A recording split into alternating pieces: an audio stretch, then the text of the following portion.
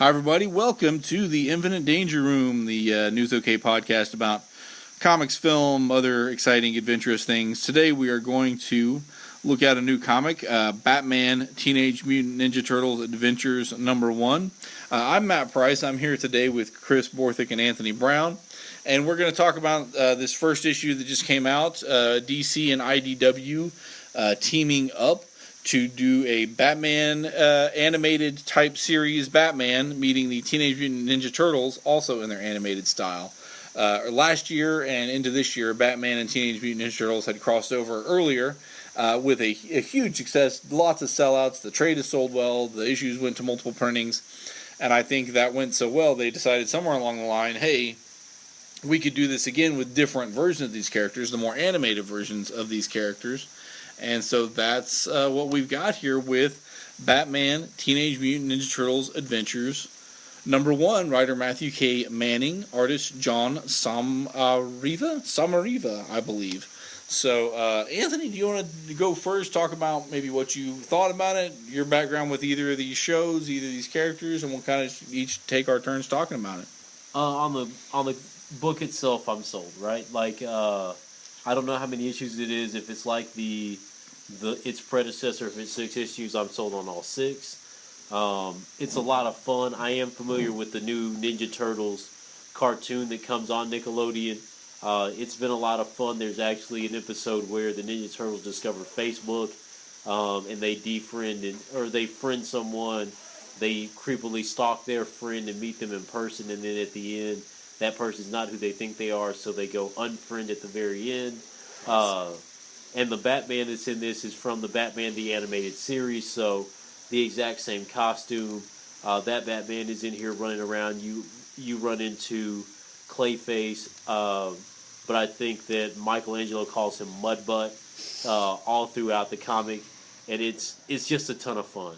So it presses a lot of the nostalgia buttons for me because I grew up watching the Batman Animated Series. I jumped in on the Ninja Turtle series pretty much from the beginning. I'm not current with it because at some point I had to prune my cartoon tree, and right now Bubble Guppies is probably the most dominant cartoon that I watch with my son because he's only 2, but maybe we'll swing back around and pick up on this Ninja Turtle stuff once he becomes of age. I'm sure that can be something that we share. And then, of course, with the comic book, again, it's just a fun ride from start to finish. Michelangelo actually quotes some Batman in the first couple of pages of the book, and of course, no Batman book would be complete without Joker, and so he makes a cameo at the very end, and I'm sure that in issue 2, he will be up to his regular shenanigans. All right, Chris, from what I remember, you're a pretty big Batman the Animated Series fan. Maybe just a little. How do you feel like this fits in? I mean, there hasn't been a comic in this style in several years, right? I mean, they kind of, once they ended the Batman animated stuff that DC was putting out, they went to the Batman and Beware the Batman. So it's been a while since this style has been out, and they did some really great comics in this style back in the day. Yeah, I think I own all of those comics because they were amazing additions to the animated series. This particular Batman animated adaptation looks really good. It is, to be really technical, it is set in between, obviously, the Batman animated series and the New Adventures because the costume still sports the yellow around the bat. Right. So it's kind of in that vein. So there is a spot where he says, "Call Robin." So I'm assuming the Dick Grayson Robin in the Robin suit will show up in issue #2. I was a more casual watcher, maybe, of the animated Turtles. I still watched them and I still enjoyed them. I was actually a really huge fan of the original Turtles comic book. And I thought I've always loved the Turtles, and they always managed to draw me in if they're around. So it's a great combination. Like Anthony said, it's really funny at the first that you think that you're opening with Batman and you're not, and you're opening with the Ninja Turtles. Their encounter with Clayface is pretty hilarious and typical Turtle style, I would say. They're doing pretty well on the Alfred snark. I mean, Alfred always had his snark in the animated series, so A very true adaptation. I love the tease that the Joker and Harley Quinn are in this. I'm just sad that it was the thing that gets you to buy the next issue, that very last page where it's like, oh, here we are. Because I love the Joker, and he would only be better if Mark Hamill were actually doing his dialogue. Go ahead. I was going to say, the thing that I can't wait to read in the second issue is when the Joker and Michelangelo clash. Oh my god! Because that seems, just based on this, like it's going to be a lot of fun because they capture the essence of everything both series are, to a T, at least in this first couple, in this first issue. And again, I can't stress how great the art is. The Batman in the way that he's drawn in this looks, identical to the original comics, but it also falls in line with the art from the cartoon. I was very impressed with Mr. Samavira, Visa, or I forget. Please forgive me if I'm butchering your name if you ever check out our podcast. But John, I really love your work and what you did on this stuff. So praise be to you for all of your hard work and dedication. But this looks like something that is going to fly off the shelves if it hasn't already. And if you're listening to this, it's something that you can enjoy for yourself if you're older. But it's also a good book to share with your kids. And I don't know, maybe you'll find someone in your family you can call Mudbutt. I believe this is the current Turtles cartoon version, right? Correct. And then it's the '90s Batman cartoon version, they fit together pretty well. I mean, it's not too awkward to have them crossing over with each other. And I guess the biggest thrill for me, because I was an old Batman, the animated series fan, was just seeing that version of Batman in a comic again, because there had not been one for a while. I don't know if this does well, if there's any chance that DC would be like, we could just put out some more of those. I mean, I know they've been putting out some reprints, but those are some. It's just a very classic version of Batman. It's one of the best versions of Batman that they've done, and so seeing that version of the character again is maybe the thing I'm the most excited about. Although the Turtles part is done very well to here too. I just haven't watched as many of the new cartoons, but they feel in line with sort of what you expect of the Ninja Turtles. Yeah. One other really good thing is, and I think I may be beating Chris to the punch on this, so I apologize, is the last page with all the variant covers.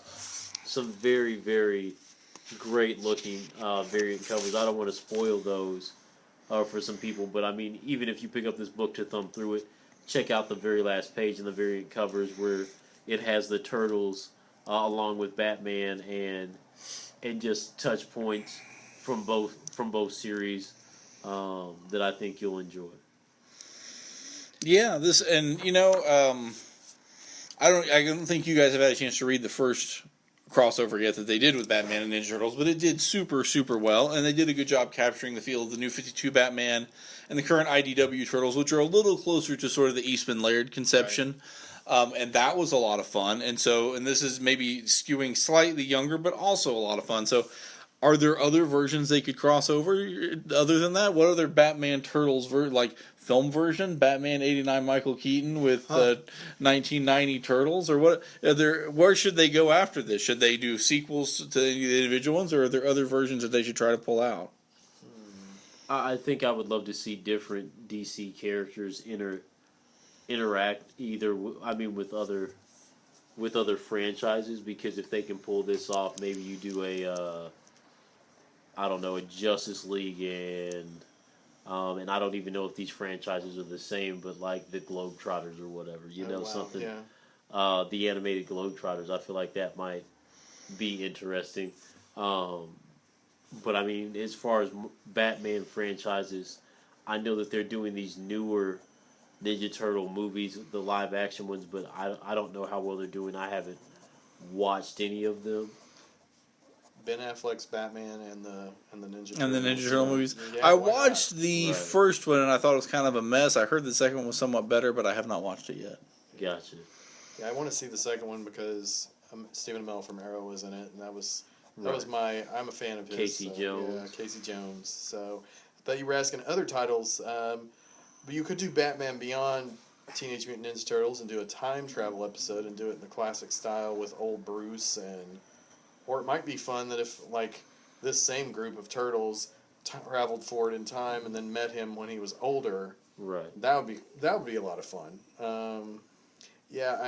But they would know him. Well, no, if they remember their first adventure, they might. Right. So that's what I'm saying. But they don't know he's Bruce Wayne. Right, but he'll know Yeah, them. who knows? Yeah. But he'll know them and be crotchety about it, and that was always the best about it. Bruce. So, I think those are great. As for other versions of him that you could do, wow, the vampire would probably be a little too much. Like Super Friends Batman. Yeah, Exactly. that'd be fun. They have kind of done some more super. They did that Batman Scooby Doo team up version that was a lot of fun a couple years ago. I don't know if you guys got a chance to read that, but that was also. I mean, I enjoy seeing Batman doing some of these crossover stuff. Well, The Adam West Batman and Robin. You beat me to it. The Yeah. 60s Adam West Batman would be perfect for the cartoon Ninja Turtles. That would be great. From like the late 80s, 90s. Exactly. I got to meet Kevin Eastman a couple times last year. Actually, I met him when he was in town for Amazing Comic Con, and then I met him at Comics Pro. He was there talking about some of his upcoming comics work, and what a great guy! Just can't say enough about how nice he was, meeting fans, meeting retailers. Ninja Turtles is something that has been around for quite some time, and the fact that he and Peter Laird kind of came up with that and did their own own thing, and it turned into this huge success that we're still talking about 30 years later. That's pretty astounding, and I have certainly enjoyed the original comics. I was a little old for the cartoons when they first came out, but I watched them here and there. But certainly enjoyed those original comics, and I have enjoyed some of the comics they've done since then as well. The IDW versions are very good. If you're a Ninja Turtle fan and you haven't had a chance to pick those up, the IDW Ninja Turtles comics are pretty good. So if you coming to that either from the Batman crossover or just being an old-time fan, those are both pretty good things. When did you guys first get exposed to Ninja Turtles, and what of their comics have been your favorites, or which ones have you maybe enjoyed?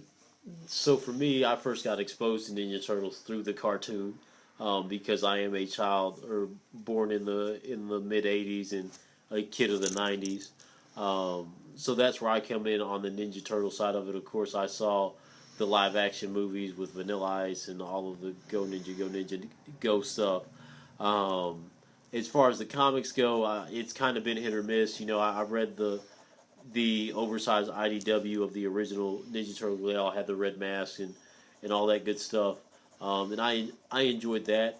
I haven't read much of the IDW stuff, but I have to give IDW their props. They're taking a lot of the things from the late 80s, early 90s, and they're turning those into some outstanding comic books. In previous episodes of our podcast, I'm sure people have heard me rave about Transformers and how I'm excited for G.I. Joe and things of that nature.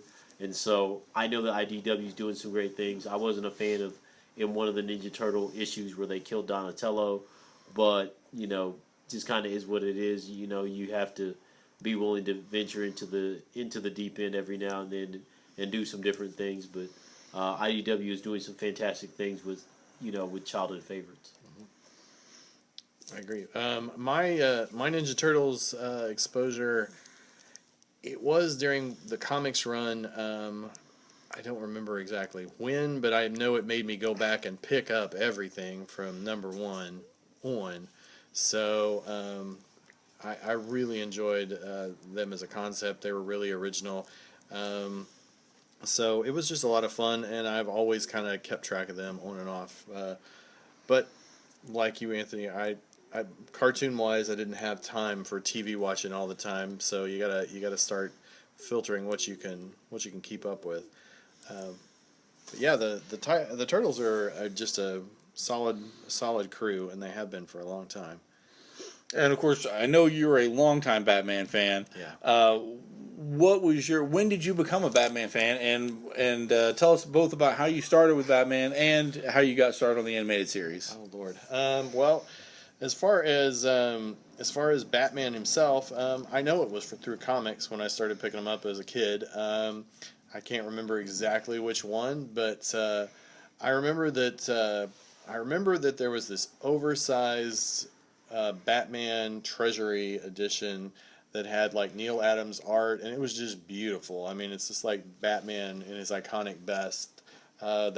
That one Neil Adams pose where Batman's running in the field and the cape is like looped out behind him, and it's just, that was kind of the moment. And then I just started kind of going and reading the comics. I probably, though, didn't really love the comics till the 80s, in the very pre-crisis with Jason Todd, and then going into the Dark Knight and that whole change. That's when I feel like he's at his best. But I watched the old Adam West series, and that also, when I was younger, that was in syndication, so that got me really interested in Batman. And then, of course, there was the whole superpowers thing and all of that.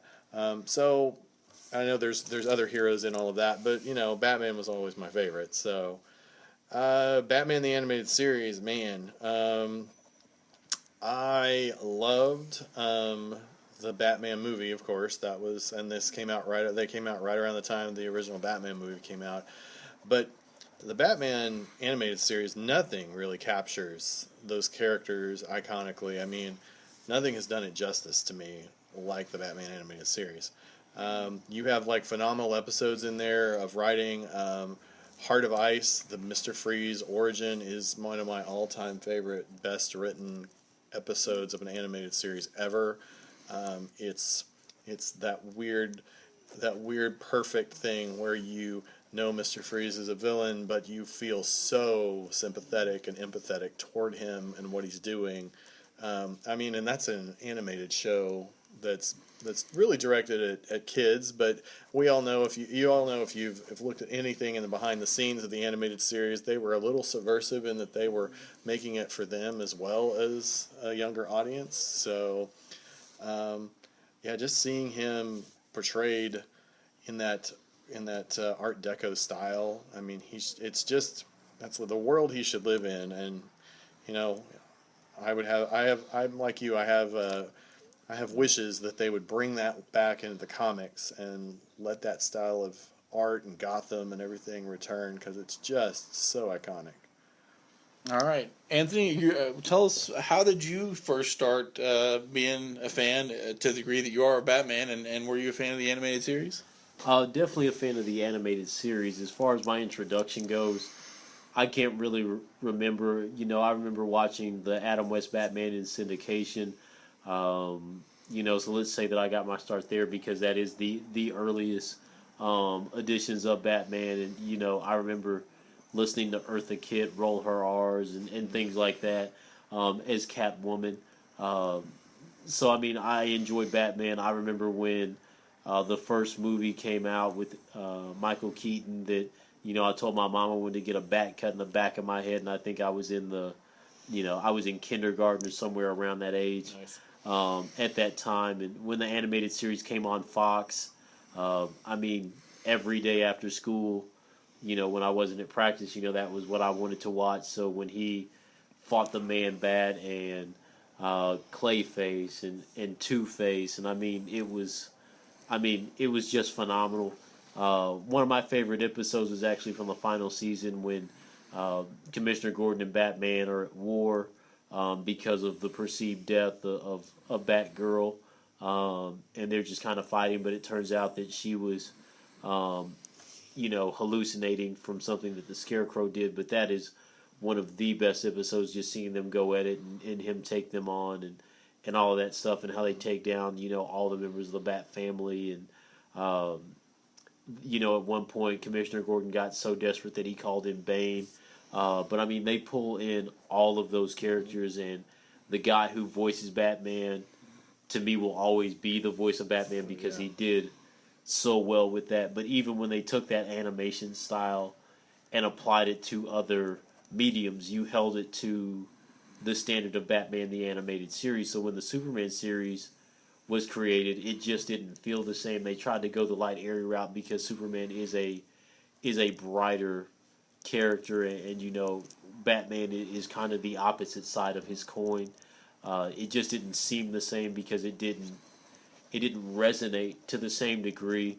But whenever they did the crossover episode with Superman, Batman, and Robin, you could see when they pulled Superman into Batman's universe for that, to me, that was the best episode of the bunch. And even the Justice League that spun off of it, keeping Batman true to his, anti-hero, or he was still a hero, but anti-team player self, the way that he is in the comics. This is the Batman the Animated Series is truly a work of art. So if you can stream it, stream it. If you can buy some of the collected editions, buy those. But it is truly a magnificent work of art that anyone that is a fan of Batman or a fan of comics or of the Batman comic should at least check out, because a lot of times when you see the movies on TV or the movies in theaters, or you see other adaptations, they kind of leave you wanting for more.